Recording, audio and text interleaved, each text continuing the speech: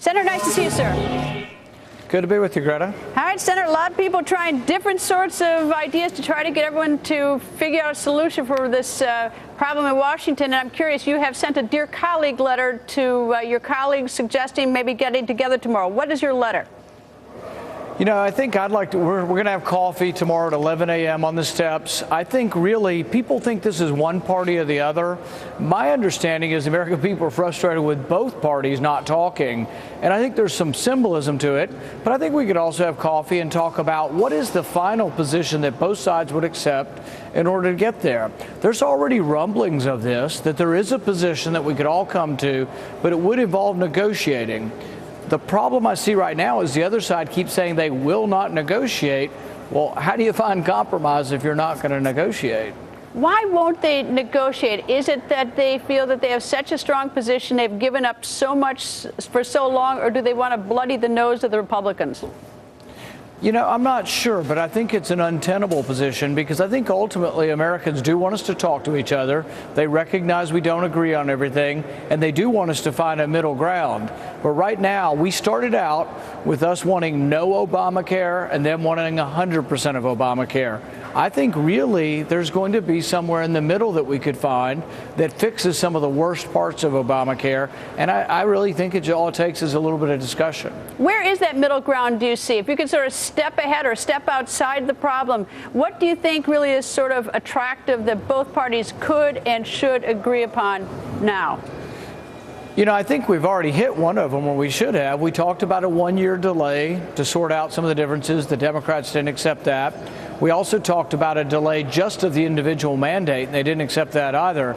I think there's also discussion of whether or not getting rid of the medical devices tax. You know, 80 senators, including about 20 Democrat senators, voted, maybe even 30 Democrat senators voted to repeal the medical devices tax.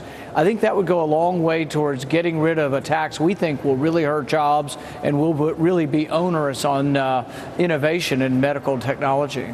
One of the proposals that I understand is coming out of the Democratic side of the aisle is that, vote on a clean continuing resolution, and then they are willing to figure out ways to sort of tinker with Obamacare to make it what may be a better bill than it is, a better law than it is now in their view and your view, as well as discussing the tax on medical devices. I mean, it sounds like they're willing to sort of separate that discussion out, but is it that the Republicans don't trust the Democrats, or you have no leverage if you get to that point?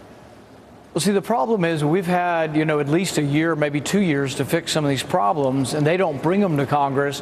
They go around Congress, and the president just does what he wants to do. I think in an extra constitutional or illegal fashion, he just does what he wants to do by executive fiat. And so I'm not sure they will come to Congress. And here's the other problem. We wouldn't be here with this shutdown if Harry Reid had been passing appropriation bills. If he'd have passed all of his appropriation bill this year, you couldn't shut down anything. So people complain about, these terrible people shut down government. Well, if Harry Reid had done his job and passed the appropriation bills, there would be no spending to shut down or to hold hostage. Well, things have gotten pretty rugged today. For instance, you tweeted the president sent more security to World War II Memorial than he sent to Benghazi. Senator Durbin on the other side of the aisle said every parent knows that if you give in to a spoiled child, I guess he's making a slap at the Republican Party. If you give everything to a spoiled child today, it will be worse tomorrow. So both sides are, they're taking out the knives. Yeah, well, I don't think we've completely gotten rid of politics. And we had a little fun with that tweet today, and I actually still am laughing thinking about it. But it's kind of serious and kind of sad. There was a time during the attack in Benghazi when there were 5 people there protecting 4 people and the ambassador. There weren't many people protecting him. And today there were 7 people trying to keep the World War II vets from seeing the monuments. And somebody did make a political decision. I promise you that someone didn't get all the employees out there putting barricades up for hundreds of yards if they didn't want to make a political statement. They're trying to blame this on Republicans, but in the end, it's just stupid to block an open monument and say, you can't go look at the monument. We have thousands of veterans coming here, traveling across the country, actually some being flown here, and then we're going to not let them look at the monument? Absurd, whoever made that decision. Is the fight over the debt ceiling, which is our next on our horizon, is that going to be more rugged than this battle? You know, I think all of these things should have some kind of reform associated with them. Now, the Democrats say we won't be held at hostage and we won't negotiate. Well, the thing is, they won't negotiate when there is no deadline, and even with the deadline, they're not willing to negotiate. But to put this in perspective, this isn't just about paying interest. It isn't just about slowing down a small portion of the government, which is closed down now.